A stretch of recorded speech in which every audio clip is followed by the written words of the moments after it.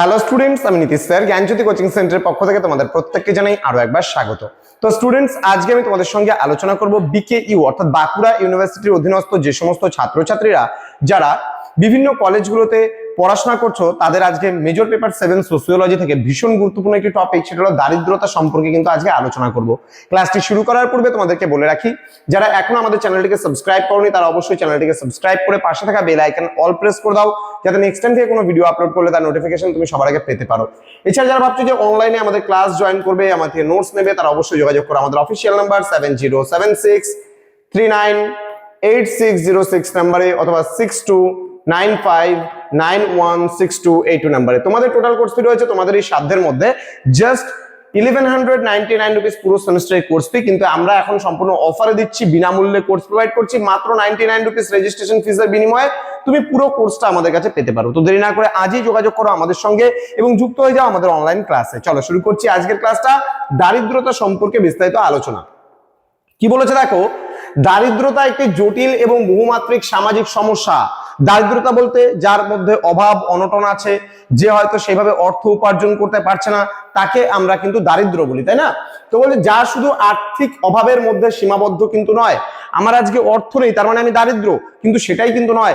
আরো আমি আমার জীবন ধারণের জন্য ন্যূনতম যেই সমস্ত জিনিসগুলো চাহিদা মানে দরকার পড়ে, সেই সমস্ত প্রয়োজনীয় চাহিদাগুলো যখন আমি মেটাতে পারবো না, তখন কিন্তু আমি দারিদ্র পর্যায়ভুক্ত করবো। যেমন কি আমার রোজগার, খাবার দাবার, আমার ফ্যামিলির মেনটেনেন্স খরচা সেটা আমি জোগাড় করতে পারছি না, তাহলে আমি দারিদ্র। এবার মনে করো আমার কোনো ভালো পোশাক পরিচ্ছদ আমি পরতে পারছি না, তার মানে আমি দারিদ্র। আমি হয়তো একটা চপ্পল ছিঁড়ে গেছে, আজকে একটা চপ্পল কিনতে যাব, আমি হয়তো সেই পয়সাটা খরচ করার আগে বারবার জুতোটা সেলাই করে পড়ছি, তাহলে আমি দারিদ্র পর্যায়ে পড়লাম। তাহলে জিনিসটা কি হচ্ছে, মানুষের মৌলিক চাহিদা যেমন খাদ্য, বস্ত্র এবং বাসস্থান, শিক্ষা এবং স্বাস্থ্য সেবার পূরণে অক্ষমতাকে নির্দেশ করে, তাহলে দারিদ্র। আজকে নেপাল একটা ছোট্ট দেশ হিসাবে নজির গড়লো। কি নজির গড়লো? নেপালে যত বেসরকারি স্কুল ছিল সমস্ত বেসরকারি স্কুলগুলো বন্ধ করে বলছে, নেপাল সরকার বলছে যে নেপালের প্রধানমন্ত্রীরও যদি ছেলে মেয়ে হয়, সে যদি সেও সরকারি স্কুলে পড়বে এবং একজন দিন দুঃখী দারিদ্রের যে লেবার যে আছে তার সন্তানও কিন্তু তোমার হচ্ছে যে সরকারি স্কুল, সেই সরকারি স্কুলে পড়বে। তার মানে কি, নেপাল সরকার এই দারিদ্র বিমোচনের উদ্দেশ্যে কিন্তু এই কর্মসংস্থান মানে এই ধরনের যে চিন্তা ভাবনা, সেই চিন্তা ভাবনাগুলো কিন্তু গ্রহণ করেছে। তো দারিদ্রতা মানুষের জীবনযাত্রার মানকে কিন্তু নিম্নমুখী করে তোলে। তোমার ভালো অর্থ আছে, তুমি আজকে সোসাইটিতে সব সুযোগ সুবিধা ভোগ করছো। আজকে তোমার মানে আমার অর্থ নেই, আমি সমস্ত সুযোগ সুবিধাগুলো সোসাইটিতে ভোগ করতে পারছি না। তাহলে সমাজে বৈষম্য কিন্তু তৈরি করে এই দারিদ্রতা। দারিদ্রতা হচ্ছে গরিব মানুষের জীবনে একটা অভিশাপের নামান্তর।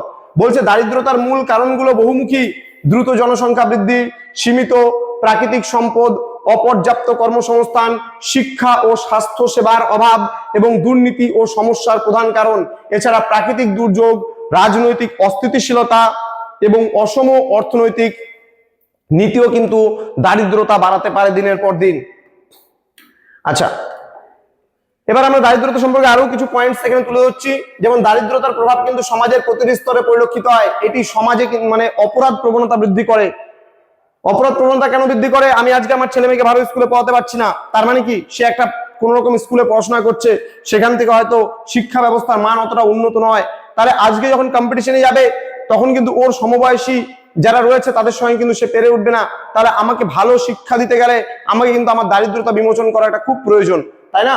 তো বলছে পুষ্টিহীনতার কারণে আমার অর্থ নেই, আমি আমার সন্তানকে ভালো খাবার দাবার খাওয়াতে পারছি না, তাহলে এই পুষ্টিহীনতার কারণেও কিন্তু ভুগতে পারে। তো শিশুদের শারীরিক ও মানসিক বিকাশ কিন্তু ব্যাহত হতে পারে এবং অশিক্ষার হার কিন্তু বাড়ায়। দারিদ্রতা একটি চক্রের মতো কাজ করে। দারিদ্র পরিবারে জন্ম নেওয়া শিশুরা প্রায়শই শিক্ষা এবং সুযোগ থেকে বঞ্চিত হয়, যার ফলে তারাও কিন্তু দারিদ্রতার শিকার হয় এবং এই চক্র কিন্তু দিনের পর দিন কিন্তু চলতেই থাকে। তারপরে কি বলছে, তোমরা একটা এখানে দেখতে পাচ্ছ যে সামান্য একটা ঘর সে তৈরি করতে পারছে না, সে ফ্যামিলি নিয়ে কিভাবে থাকছে, কোথায় রান্না করে খাচ্ছে, কিরকম সিচুয়েশন, একটা বসার মাদুর পর্যন্ত নেই, একটা কিভাবে সেই কোন সিচুয়েশনের মধ্যে তারা আসছে। তাদের জীবন ধারণের জন্য ন্যূনতম যে চাহিদা, সেই ন্যূনতম চাহিদা কিন্তু এই ছবিটার মধ্যে তোমরা দেখতে পাবে না। তার মানে কি, তারা তাদের চাহিদাগুলো পূরণ করতে পারছে না। নেক্সট কি বলছে, দারিদ্রতা দূরীকরণের জন্য সমন্বিত উদ্যোগ প্রয়োজন। শিক্ষা ও স্বাস্থ্য সেবার সুযোগ সবার জন্য নিশ্চিত করা, কর্মসংস্থান সৃষ্টি করা, ক্ষুদ্র ঋণ কর্মসূচি চালু করা এবং কৃষিক্ষেত্রে কিন্তু আধুনিক প্রযুক্তি ব্যবহার করা অত্যন্ত গুরুত্বপূর্ণ। পাশাপাশি সুশাসন প্রতিষ্ঠা এবং সামাজিক নিরাপত্তা কর্মসূচির প্রসার দারিদ্রতা কমাতে কিন্তু সাহায্য করতে পারে।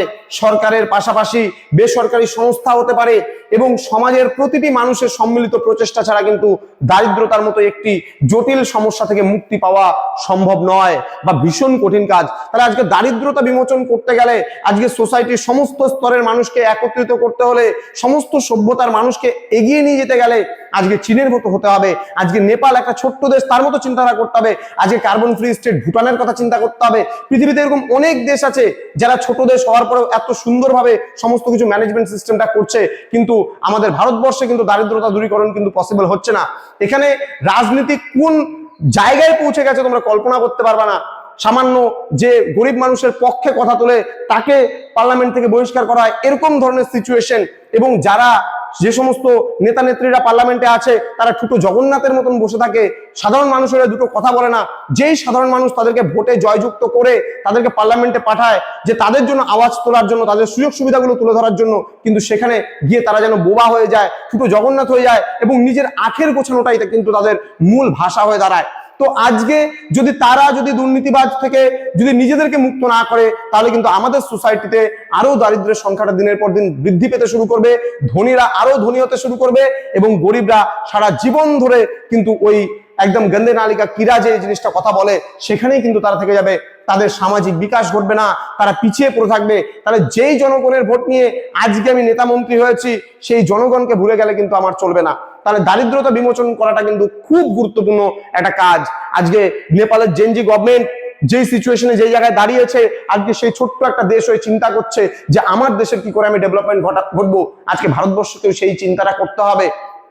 আজকে আমি চাইবো না আমি কখনো নেতা হতে, আমি অ্যাজ এ টিচার, আমি অ্যাজ এ শিক্ষক, যে উকিল লয়ার আছে সে চাইবে না যে আমি নেতৃত্বগিরি করব। কিন্তু যারা নেতৃত্বগিরি করছে বা যারা নেতা মন্ত্রী হচ্ছে, তাদের উচিত এই সাধারণ মানুষের পরিষেবাগুলো তারা যেন সঠিকভাবে পায়, সাধারণ মানুষের পথ চলার রাস্তায় যেন কোনো বাধা না হয়ে দাঁড়ায়। তাহলে তবেই কিন্তু আমাদের দেশের দরিদ্রতা আমরা বিমোচন করতে পারবো। কারণ যারা দেশটার শাসন ক্ষেত্রে আছে তারা যদি আজকে নিজেদেরকে পরিবর্তন না করে, তাহলে সমাজের সংস্কার বা দেশের সংস্কার বা দেশের পরিবর্তন কিন্তু কখনোই হতে পারে না। তো আজকের ক্লাসটা এতটুকুই থাকছে। ক্লাসটা শেষ করার আগে তোমাদেরকে বলবো যে আমাদের যে অফিসিয়াল নাম্বার রয়েছে এটা দুটো সেভ করে রাখো। আমাদের অফিসিয়াল নাম্বার 6295916282 এবং 7076398606 নম্বরে আমাদের অফিসিয়াল অ্যাপ রয়েছে পিস্টিকল এডুকেশন, প্লে স্টোরে তোমরা এটা পেয়ে যাবে। এবং তোমরা যদি সরাসরি আমাদের থেকে কোনো সাবজেক্টের নোটস পত্র নিতে চাও, 1199 টাকার কোর্স ফি আমরা প্রথম 100 জন স্টুডেন্টকে দিচ্ছি বিনামূল্যে কোর্স, মাত্র 99 রুপিসের বিনিময়ে তুমি আমাদের কাছে যুক্ত হতে পারো। দেখা হচ্ছে খুব তাড়াতাড়ি আরো একটা নতুন ক্লাস নিয়ে। তোমরা প্রত্যেকেই ভালো থেকো, সুস্থ থেকো। Thank you so much, thanks for watching after all, thank you.